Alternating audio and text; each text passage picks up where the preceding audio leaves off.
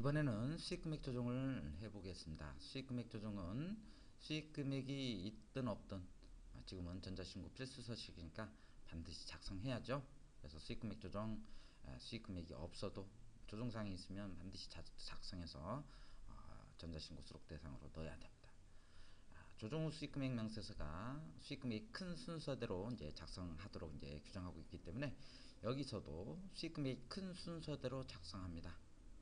그래서 수익금액이 큰 순서대로 보는데 먼저 이제 수익금액 조정 계산 첫 번째 계정 과목인데 계정 과목을 매출에 있는 수익이나 영업의 수익에 있는 수익이나 모두 세법은 매출로 잡아 넣으래요. 그래서 매출에 속하는 상품 매출, 제품 매출, 공사 수익금액, 그다음에 영업의 수익에 속하는 부산물 매출, 작업 폐물 매출도 그것도 이제 세법은 수익으로 봐서 그거를 이제 처리하도록 해놨기 때문에 반드시 부산물 계정 이거를 이제 작업 폐물하고 부산물 계정을 잡아서 넣어주시라는 거. 그래야 이제 각종 한도 계산할 때 수익 금액이 커지고 수익 금액이 커지면 한도 계산할 때 한도가 늘어납니다. 한도가 늘어나면 이제 송금물산이 되는 게 적어지니까 당연히 수익 금액을 잡아 넣어야 되겠어요. 다음에 이제 계정 과목란에서 계정 과목란에서 기름키 F4 눌러서 매출 조회합니다. 매출 조회하는데 제품 매출이 가장 크네요. 제품 매출이 가장 크니까 제품 매출을 먼저 적용시키고 그 다음에 상품 매출, 그 다음에 잡이익에 혹시 부산물 매출이 들어가 있는지 확인해서 부산물 매출, 작업 폐물 매출도 잡아 넣으시라는 거. 이게 이제 결산상 수익금액이고 그 다음에 조정이 있는데 조정은 가산과 차감이 있다. 가산은 매출 누락 등을 더 잡아 넣어서 수익금액을 증가시키는 항목이고 차감은 매출 한입, 매출 애누리, 그 다음에 뭐 할인 등을 영업의 수익으로 했다든지 이랬을 때 그 항목을 순액으로 바꿔줘야 되니까 여기서 차감으로 직접 기재해서 처리합니다. 또는 매출액을 증액시켰다 그러면 그때도 이제 차감해서 수익금액을 작게 해주시라는 거. 이렇게 이제 조정감이 있으면 이 조정감은 다 가산 또는 차감돼서 조정 후 수익금액으로 이제 반영이 된다는 거. 결산상 수익금액에 조정감 즉 가산과 차감 한 다음에 그 금액이 이제 조정 후 수익금액이 된다는 거. 이 조정 후 수익금액이 이제 조정 후 수익금액 조정 명세서로 이동하겠죠, 그죠? 이렇게 잘 보시고, 다음에 이제 가산과 차감은 우측에 있는 탭에 있는 내용들이 반영이 됩니다. 먼저 작업 진행률이 수익금액 즉 공사 수익금을 도급금액 곱하기 공사 진행률 마이너스 직전 연도까지 인식한 수익금액을 뺀 나머지만 가지고 이제 수익금액을 세법상 수익금액을 계산해야 되는데 이게 이제 회사가 결산한 거랑 차이가 있으면 조정감 아실 거예요. 그다음에 중소기업 등 수익금액 인식기준 적용 특례에 의한 수익금액인데 이거는 이제 두세 가지 정도가 될 거예요. 첫 번째가 장기 할부 거래에 대해서 중소기업 특례를 뒀어요. 장기 할부 거래는 할부 기간이 1년 이상이고 할부금 또는 부불금을 2회 이상 분할해서 받을 때 이거를 우리는 장기 할부 이렇게 말했죠? 기억나시죠? 장기 할부 이렇게 하는데 이 장기 할부의 수익 인식 기준이 인도 기준이었어요. 인도 기준.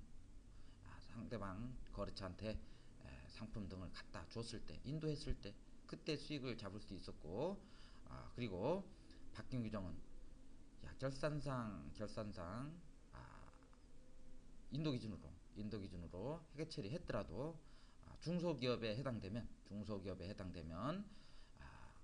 할부금이 들어왔을 때, 즉 해수 기준으로 수익을 인식할 수 있다. 횟수 기준으로 수익을 인식할 수 있다 하고 이제 규정을 하고 있습니다. 그래서 이 경우 인도 기준 썼더라도 결산상으로 인도 기준 썼더라도 해수 기준으로 수익 인식 조정 가능하다는 거. 이게 이제 절세 방법 중에 하나가 되겠죠. 매출액 인도 기준 올해 다 잡으려다 보니까 당기 수익이 너무 많이 나오고 법인세 너무 많이 생겼어요. 너무 많이 내게 생겼으니까 이거를 해수 기준 즉 돈이 들어올 때 수익 인식해버리면 그만큼 이익이 분산되니까 절감, 법인세 절감 많이 되겠죠. 그 다음에 두 번째 건설계약 즉 예약 매출, 용역 매출, 분양 매출 등을 옛날에는 장단기 따져서 장기일 때는 진행기준 즉 도급금액 곱하기 공사 진행률 해서 수익 인식했고 단기일 때는 인도기준 즉 완성기준을 썼었어요.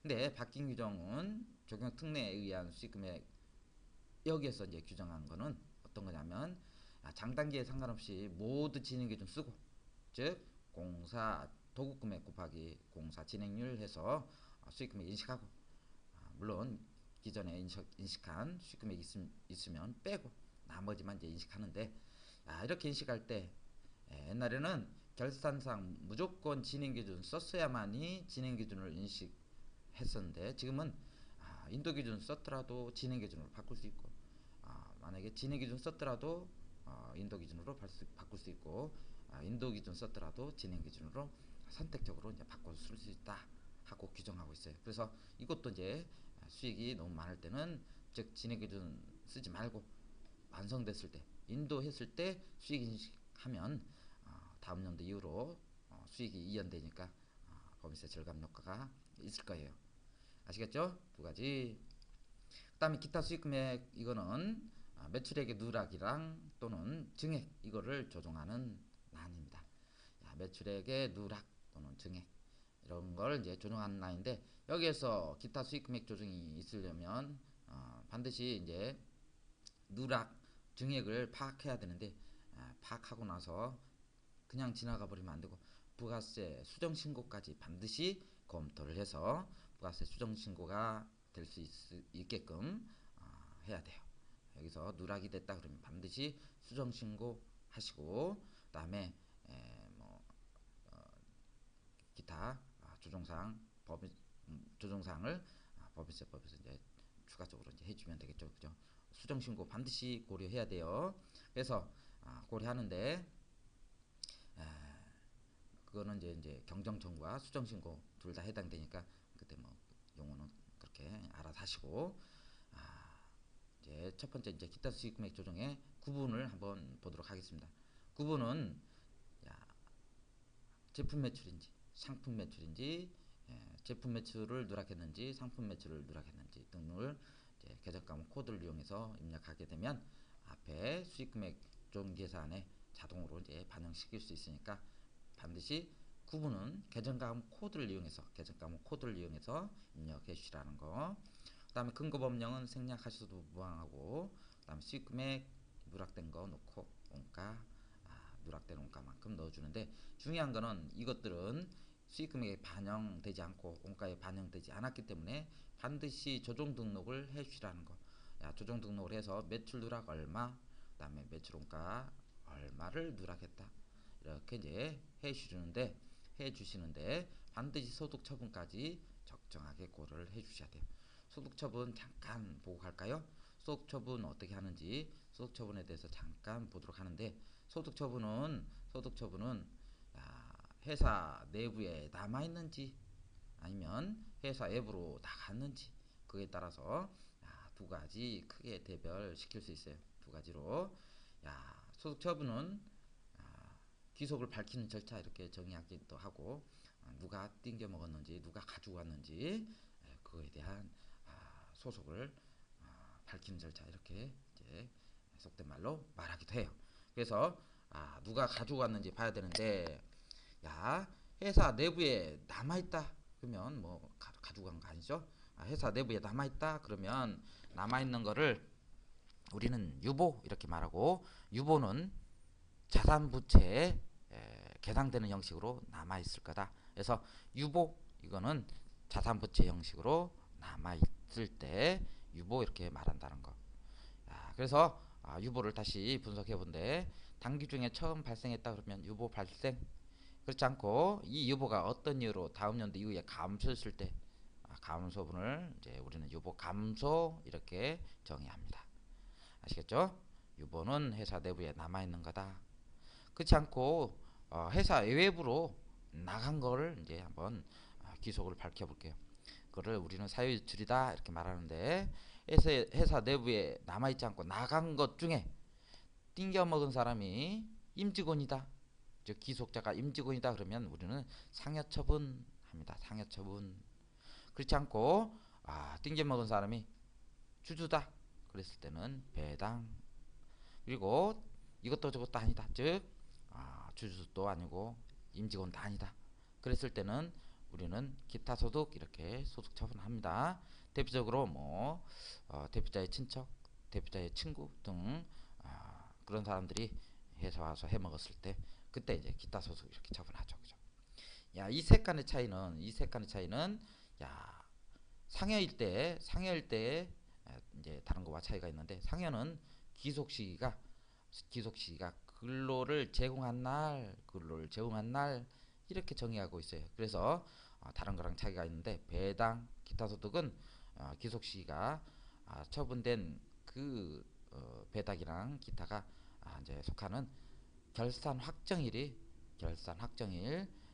대부분 주총 때 결산이 확정되죠. 그죠? 3월달 정도 지금 주총식인데, 이때 3월에 결산이 확정됐을 때 그때 이제 수입을 했다고 보고 이제 모든 걸 결정합니다. 그러니까 차이가 있다는 거. 그래서 상해일 때 기속 시기가 근로를 제공한 날 이렇게 되니까 2011년 기속분을 할 때는 2011년이 기속 시기가 되는 거고, 배당하고 상해는 결산 확정이 2012년 3월에 되는 거니까 2012년 3월이 기속 시기가 되는 거다, 즉 수입 시기가 되는 거다 이렇게 보시라는 거. 그래서 상해일 때는 처리할 게 있죠. 그죠? 이렇게 2011년도 기속 시기를 이제 규정하다 보니까 이미 연말정산했던 거 다시 수정해서 신고 납부해야 돼요. 그리고 기속자는 소득세를 더 납부해야 되고, 그리고 회사는 원천징수해서 4월 10일까지 신고 납부해야 된다는 거. 이게 이제 차이점입니다. 배당하고 기타 소득은 다음 연도 5월까지 종합소득세 확정 신고하면 끝나는 거고, 그다음에 회사는 원천 납부하는 거 여기 위에 상해랑 비슷합니다. 그다음에 마지막으로 이제 사고 관리가 필요 없는 기타 사유출, 이게 남아 있는데, 이 기타 사유출은 법인의 각 사업연도 소득을 구성했거나 그다음에 개인의 사업소득을 이미 구성했다 그러면 이중과세 되는 거니까 이중과세 방지 차원에서 기타 사유출 이렇게 처분하는 경우가 있고, 그다음에 법에서 무조건 기타 사유출 처분하라는 거, 이걸로 이제 대별될 수 있어요. 그러니까 이렇게 이제 구분해 주시고, 기타 사유출은 사후 관리가 필요 없다는 거. 그러나 나머지는 다 사후 관리가 있습니다. 사후 관리, 소득 처분 중에 유보는 자본과 적립금 을표에서 관리됐다가 이제 없어지는 거고, 그다음에 상여하고 배당 이런 것들은 당연히 원천징수랑 그다음에 수정신고가 있어서 사후 관리를 반드시 해주셔야 되는 그런 사항에 해당된다는 거. 이렇게 해서 이제 소득처분 잠깐 봤어요. 그렇다 그러면 이런 것들을 우리가 잘 구분할 수 있겠죠, 그죠? 이렇게 이제 구분할 수 있다. 유보 중에 자산부채에 영향을 미치는 건 유보라고 그랬는데, 당연연도에 처음 발생했다 그러면 유보 발생, 어떤 이유로 감소했다 그러면 유보 감소, 이렇게 처분하는 거니까 예상매출 누락, 당연히 예상매출금은 자산이니까 유보 발생. 그다음에 매출원가는 재고자산이 감소한 거죠, 그죠? 재고자산 감소, 당연히 이것도 자산부채에 영향을 미쳤으니까 유보 발생 이렇게 합니다. 근데 여기에 기타 설명드리지 않은 게 있네. 여기에서 기타는 회사의 재무상태표에 잉여금, 즉 자본에 영향을 미쳤을 때, 즉 이미 잉여금을 구성했을 때, 당기순이익 등을 통해서 잉여금을 구성했을 때 기타 처분한다. 이 기타도 사후관리가 필요 없습니다. 기타 사유출 하기에 좀 그러니까 이게 이제 기타 이렇게 되는 거고, 학자에 따라서는 이게 잉여금 이렇게 처분 말하기도 해요. 그러나 세법에서는 기타 이렇게 말한다는 거. 이 기타는 이미 자본을 구성했을 때, 이미 잉여금을 구성했을 때 기타 처분 이렇게 한다는 거. 다시 한번, 회사가 가지고 있을 때, 즉 자산부채에 영향을 주었을 때는 유보, 그다음에 유보 중에서도 당해년도 처음 발생했을 때 유보 발생, 어떤 이유로 감소했을 때는 유보 감소. 그다음에 기타는 잉여금을 구성했을 때 기타 이렇게 한다고 그랬어요. 아주 쉽죠? 이걸 잘 생각하시고, 이 수익금액 누락 또는 원가의 누락은 반드시 조정 등록까지 해서 소득금액 전후 합계표에 합산 처리해야 된다는 거. 이렇게 했으면 이제 수익금액 조정 명세서 다 끝났어요. 이제 조정 후 수익금액 명세서로 갈게요. 조정 후 수익금액 명세서. 수익금액 명세서가 작성이 돼야 조정 후 수익금액 명세서를 작성할 수 있다.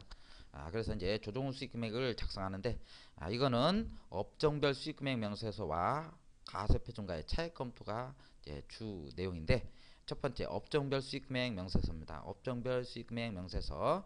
이 내용은 업태 종목별로 수익금액이 큰 순서대로 작성하되, 11가지 이상이거나 수익금액 비율이 5% 미만일 때는 그걸 기타로 묶어서 처리한다. 기타일 때는 기준 경비일 코드, 우측에 있는 기준 경비일 코드를 넣지 않아도 된다는 거. 그리고 여기서 수익금액이 가장 큰 기준 경비일 코드가 회사 등록의 기준 경비일 코드와 반드시 일치해야 된다는 거. 일치 안 하면 에러가 발생하죠. 그죠? 기준 경비일 코드와 반드시 일치해야 된다는 거.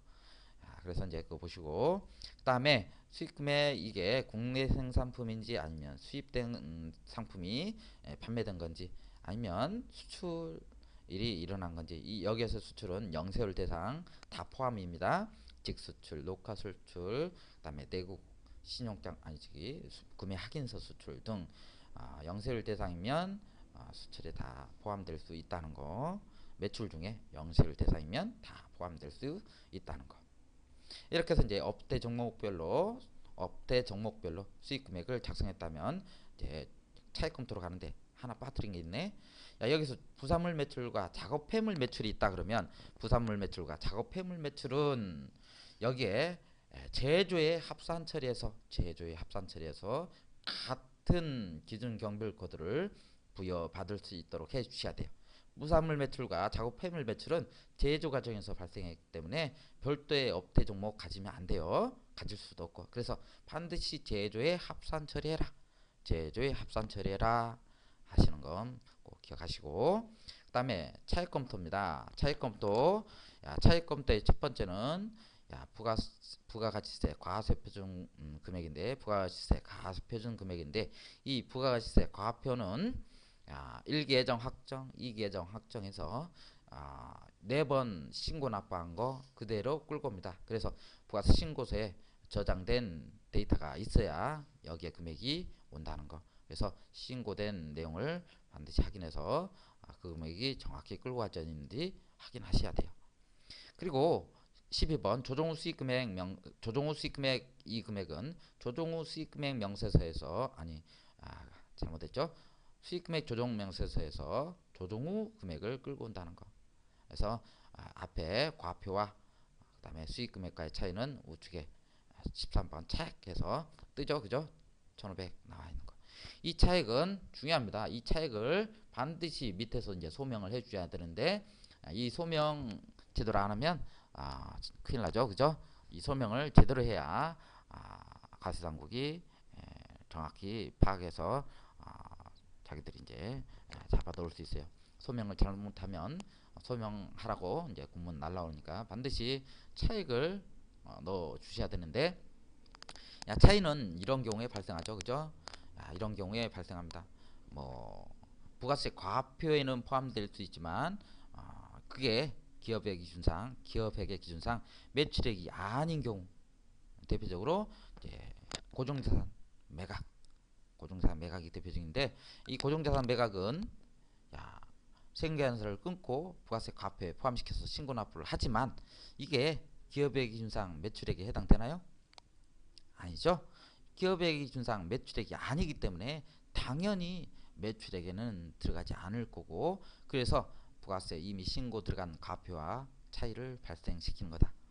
그 다음에 매출 누락처럼 신고를 안 했어. 안 했는데 지금 누락액을 발견해서 이제 조정 수익금액에는 넣을 거예요. 이렇게 이제 넣을 때 이제 과표에는 들어가지 않았지만 지금 잡아 넣는 매출액이 당연히 이제 차이를 발생시키는 원인 중에 하나다. 자, 이렇게 해서 이제 검토하는데 누락액을 이제 검토할 때는 반드시 부가세 수정 신고까지 검토를 해 주셔야 된다는 거. 금액을 줄이는 거니까 뭐 경정 청구 이렇게 말하겠네요. 그죠? 경정 청구에서 이제 경정 청구까지 이제 보셔야 되겠고, 그 외 뭐 접대용으로 뭐 제공했다든지, 그다음에 개인적으로 우리 물건을 사용했다든지 이런 경우는 부가세법상 과세 대상에 해당되지만 법인세법상 매출액에는, 즉 기업의 기준상 매출액에는 해당되지 않기 때문에 당연히 이것들도 이제 차이를 발생시키는 원인 중에 하나예요. 간지 임대료도 똑같죠. 건별해서 간지 임대료를 세금과 공과로 해서 신고 납부했어요. 그러나 이게 매출액은 아니에요. 그 다음에 이제 작업 진행률 차이, 누락액이 될 거고, 또는 증액 금액이 될 거고, 뭐 등등. 그 다음에 우측에 개별 소비세, 주세, 등 이런 것들도 이제 부가세법은 과표에 포함시키도록 했어요. 그러나 법인세법은 이걸 매출액으로 보지 않기 때문에 주세, 교통세, 개별 소비세, 그다음에 관세 등 이런 것들이 있다 그러면 당연히 부가세 과표에는 포함되지만 법인세법상 수익금액은 아니기 때문에 그런 것들이 차이를 발생시키는 원인 중에 하나가 될 거다. 그 다음에 거래시기 차이도 있어요. 거래시기 차이, 공급시기 차이, 거래시기 차이 똑같은데 부가세법하고 법인세법이 규정하는 게 서로 틀려서 발생하는 거래시기 차이 이런 것들이 있다. 장기할부가 대표적이죠. 장기할부. 부가세법은 대가의 각 부분을 받기로 한 때, 즉 할부금을 받고 세금계산서를 교부할 때 그때 이제 뭐 수익금액을 잡지만 법인세법은 또 기업액의 기준은 인도기준 이렇게 하니까 둘 간의 차이가 발생할 수 있다. 각각 할부금을 받을 때 세금계산서 끊어서 이렇게 과표에 포함시키는 거랑 인도 기준에 의해서 이렇게 수익금을 잡는 거랑 당연히 차이가 발생하죠. 그죠? 이렇게 이제 차이 발생하는 게 이제 여러 가지 원인이 있을 수 있다. 차이를 조정할 때도 그 금액이 과표에 포함되어 있다 그러면 플러스로 조정합니다. 그죠? 그렇지 않고 과표에 포함되어 있지 않다, 즉 빼뜨렸다 그러면 빼기로 조정합니다. 그 금액을 마이너스로 조정한다는 거죠. 그죠? 빼먹었다 그러면 빼기로, 즉 빼빼로 이렇게 조정하시면 돼요. 과표에 이미 들어가 있는 거다 그러면 플러스로, 이미 들어가 있죠. 그죠? 고정사 매각액 신고해서 세금계산서 끊었고 신고해서 들어갔기 때문에 플러스로. 매출 누락은 신고 안 했죠. 신고 안 했으니까 빼먹었으니까 빼빼로 빼라, 마이너스로 기재한다. 이렇게 이제 소명이 끝나면 둘 간의 차이, 위에 1500과 아래 차액 1500이 일치합니다. 그죠? 그렇지 않고 이게 만약에 차이가 발생한다 뭐 그러면 당연히 빨간색으로 뜨면서 이렇게 이제 차이 조정하라고 이렇게 이제 색깔 구분해 줍니다. 이렇게 해서 이제 빨간색이 없어져야 조정이 완료되는 거니까 반드시 확인하시고 넘어가시라는 거. 그 다음에 이제 간주임대료인데, 간주입금 조정명세서인데, 임대보증금의 간주입금 조정명세서는 무조건 하는 게 아니라 부동산 임대업을 주업을 하고, 그 다음에 차입금 과다법인일 때만 이제 쓸데없이 차입해서 투자 부동산 구입하고 그거를 이제 가지고 이제 생산적이지 못한 그런 수익 또는 그런 거에 활용하기 때문에 그거를 이제 부인하고자 이제 간주임대를 계산해서 이제 입금 산입하는 거예요. 그러니까 이제 두 가지 경우에 해당될 때만 계산한다는 거. 첫 번째 부동산 임대업을 추업을 하는 경우와 두 번째 차입금 과다법인일 때만 계산한다. 그리고 여기서 주의할 거는 이렇게 이제 보증금을 가지고 운용한 이자 수익이 있다 또는 배당 수익이 있다 그러면 그거는 당연히 보증금 가지고 운영한 이자 수익 당연히 손익계산서에 들어가 있기 때문에 이건 이제 간주임대료에서 차감 처리한다. 간주임대료 한번 입금 산입, 그다음에 여기에서 또 이자 수익으로 입금 산입 해버리면 같은 기금 가지고 보증금 가지고 두 번의 입금 산입이 되는 거니까 반드시 빼라. 이자, 배당, 뭐 유가증권 처분 손익, 뭐 이런 것 등을 반드시 차감 처리하고 조정을 해야 된다는 거 아시겠죠? 다른 것들은 뭐 주의할 게 없는데 이제 일수 정도는 주의하죠. 일수 뭐 365일을 초과할 수 없다는 거. 일수 주의하시고. 그다음에 적수 계산할 때 건설비 적수 계산할 때 건설에 소요된 적수 계산할 때는 건설에 소요된 것만 빼라는 거.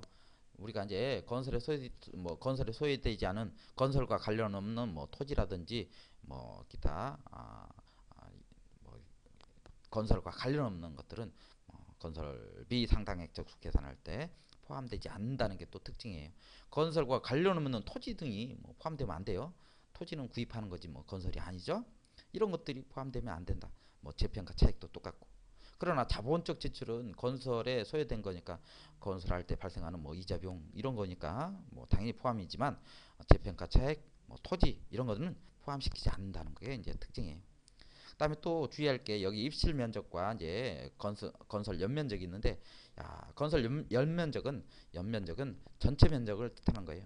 5층짜리 건물이면 바닥 면적 있고 연면적을 구분할 수 있어야 되는데 밑에 이제 건물의 밑에 바닥 면적을 이제 전체 5층이면 5층, 5, 35 뭐 이렇게 해서 전체 층별로 합산한 게 연면적이 될 거고 그다음에 그 중에 이제 임대한 거라 그러면 입실이 될 거예요.